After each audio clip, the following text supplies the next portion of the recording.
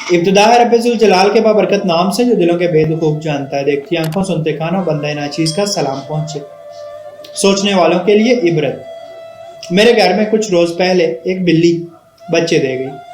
مجھے بلی کے بچے بہت پسند ہیں، میں ان کو پیار کرنا چاہتا تھا، لیکن بلی مجھے ان کے قریب بھی نہیں آنے دیتی تھی، بلکہ اگر میں ان بچوں کی طرف تھوڑا بھی بڑھتا تو وہ غرانے لگتی تھی۔ پرسوں میں نے دیکھا کہ بلی ادھر ادھر ٹہل رہی تھی، اسے بھوک لگی تھی، میں نے اسے دودھ دیا، وہ ابھی بھی مجھ سے ڈر رہی تھی۔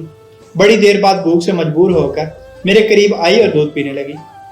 اسی دن رات کو بھی میں نے اسے پھر دودھ دیا۔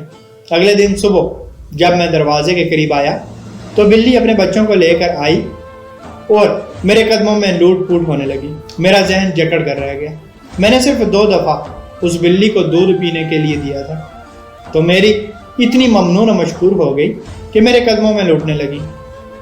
میرا اللہ مجھے اتنے سال سے کھلا رہا ہے، پلا رہا ہے، سلا رہا ہے، اٹھا رہا ہے، بٹھا رہا ہے، دنیا کی ہر نعمت دے رہا ہے، لیکن ہم کیوں اس کے قدموں میں اپنا آپ نظر نہیں کر دیتے؟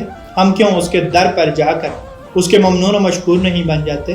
اسی لیے تو اللہ پاک ارشاد فرماتا ہے، اور اللہ کی ذات وہ ہے جس نے بنائے تمہارے لیے کان، آنکھیں اور دل، لیکن تم بہت کم شکر ادا کرنے والے ہیں۔ اللہ پاک اپنا شکر ادا کرنے کی توفیق عطا فرمائے۔